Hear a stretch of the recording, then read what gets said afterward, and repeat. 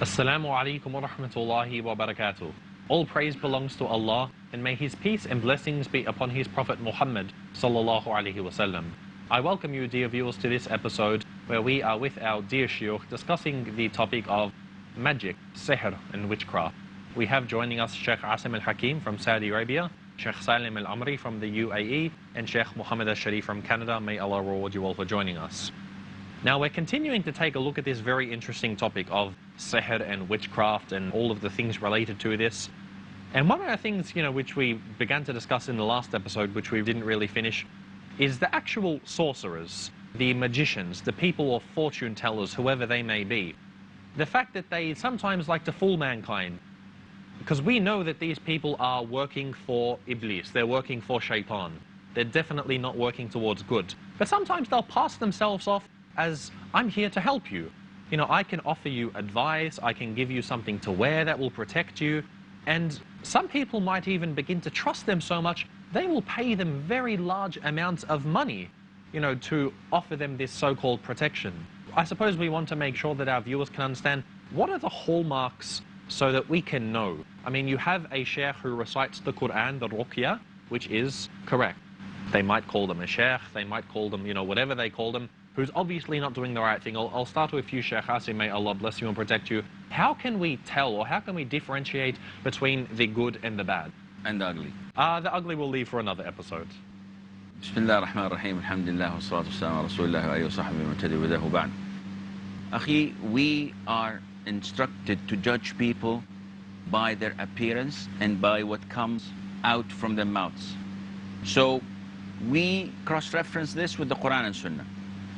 You've stated that there are people who recite the Quran and they are shuyukh and we should trust them. Not always, because these sorcerers may pretend to be shuyukh. And in an episode, Sheikh Salim said that they are widely spread in the subcontinent, and in the subcontinent they always blame sihr for all of their affairs. I beg to differ. I see this in Saudi Arabia. I see it in the Arab world. I see it in the Muslim world. People tend to blame the unseen for their failures. So if I have problems with my wife, she's possessed by jinn. Maybe she is. If my son flunks at school, this is an evil eye. If my car breaks, this is envy. If I'm sacked from my job and I'm unable to find a job, a lot of the brothers and sisters send me emails saying, my husband is unable to find a job for 2 years. Could this be a magical spell? It can be, but it also can be that he's not being able to write a good CV, or he doesn't make the effort to go and look for work. So not qualified. Or he's not qualified. We tend to blame these unseen things and for our failures. It's a good justification. It's an easy way out. Now, they go to a lot of sorcerers, and we have in Arabia plenty of those, especially in Sudan, in Morocco, in Egypt. It's well known. Now, mashallah, I don't know if it's good to say mashallah or God forbid, they are on the internet. You could, send them an email, get their services on PayPal, or on TV. They have channels, satellite channels, and all of this to show you that it is not only one set of form that they appear. They could come wearing what shuyukhs are wearing, a three-piece suit with a necktie. They could be ugly, smelly, and they can look very representative. You have to cross whatever they say on the Quran and Sunnah. If someone says to you, I'm going to give you ruqya, which is the supplication dependent on the Quran and Sunnah to use for healing. And someone says, I'll give you a ruqya, and says bumbo jumbo stuff. You cannot understand. This is one of their signs. If you go to them and they say, okay, I'm trying to cure your illness. What's your name? What's your mother's name? Then this is a clear sign.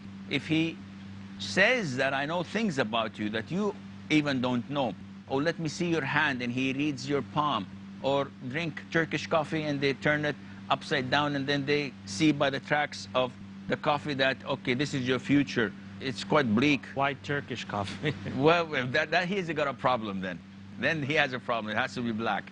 So if you do notice these people, and if they use scent, for example, and they tell you you have to sacrifice a hen or a pigeon or whatever. Great rooster. Yeah, the sound has to be like this or like that. And all of this is baseless in Islam. So these are some of the signs that show you and prove to you that these are sorcerers. Now, you've brought up a lot of signs, and it might take a long time to know all of the tricks and deceptions of these people. Whereas on the other hand, what we know from the Quran and Sunnah, what is correct, might be easier to memorize. So I'm going to ask you, Sheikh Salim, we have these sorcerers, but then we have the correct positions from the Quran and Sunnah. Could you just tell us a little bit about what the correct way is, for example, the ruqya and things like this? Okay, just bring me back to your question. Two points I want to talk about. Sheikh Asim mentioned good point, which is cross-checking anyone. And this is the criterion in Islam. Anyone claims anything, we check him. We have a standard. Okay? We have touchstone, Kitab and Sunnah. We check him. That's why Imam Shafi'i said, إذا رأيت الرجل يطير في الهواء أو يمشي على الماء فلا تصدقوا حتى تعرضوا على الكتاب والسنة. If you see a man flying in the sky, walk on the water, don't believe him till you check him against Kitab and Sunnah. If he's upon Kitab and Sunnah, that could be karama happened for him, like the Sahaba, they walked on the water, etc. At the time of Shaykh al-Islam ibn Taymiyyah, there was a man who would jump from the top of the mountain of Gassion in Damascus and land on the plain of the mountain. And people would say, oh, Wali Allah, one of the saints of Allah.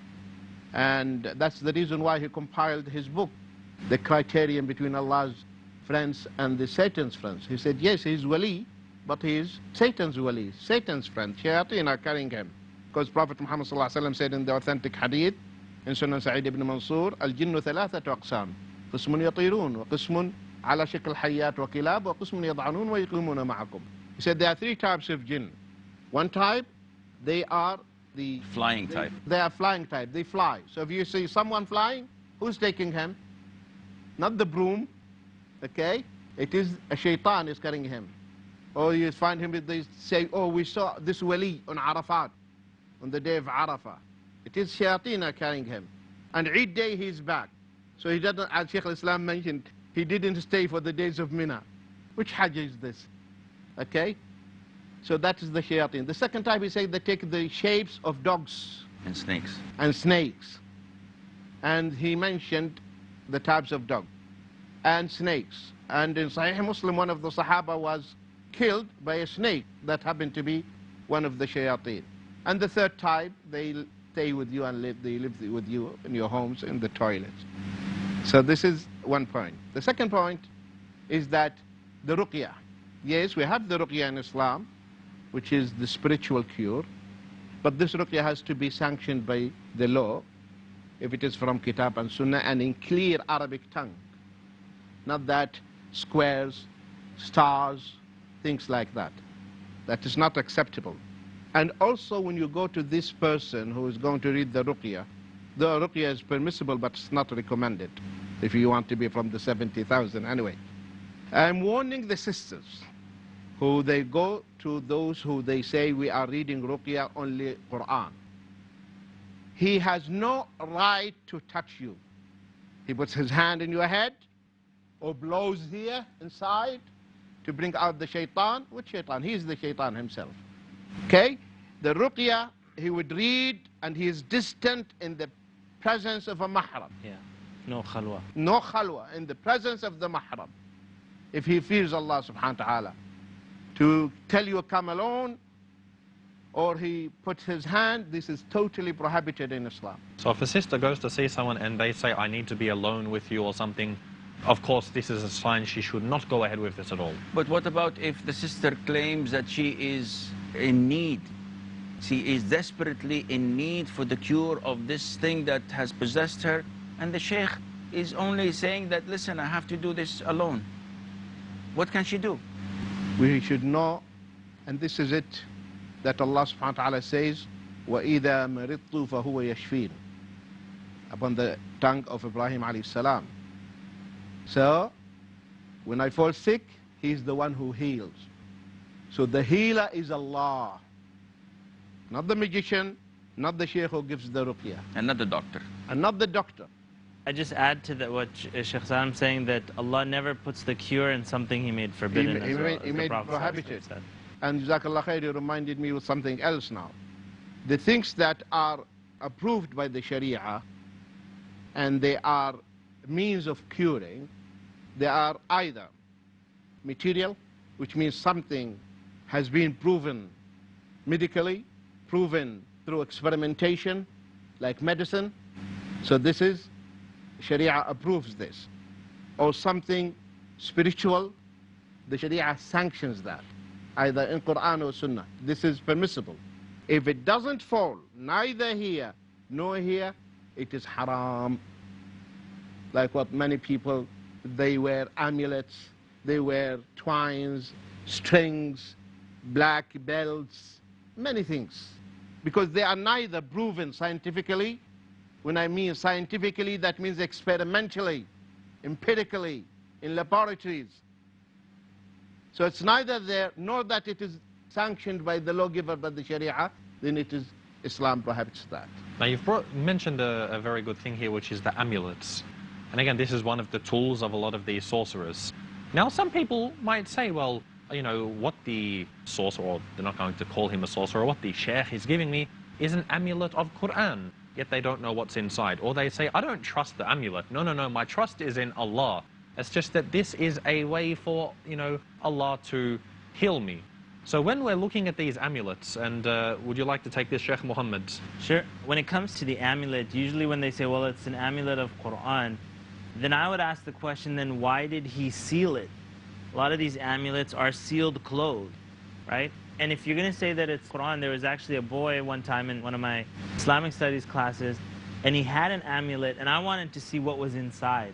This sealed thing that's dipped in Zamzam water and is sold in the marketplace. I'm like, let's see what's inside. And I said, can I open it? And I'm sure the guy who made the amulet says, never open it. But when you open it, here's the thing. It might be a disclaimer written on it, please do not open. Please do not, or it'll say, we told you not to open this.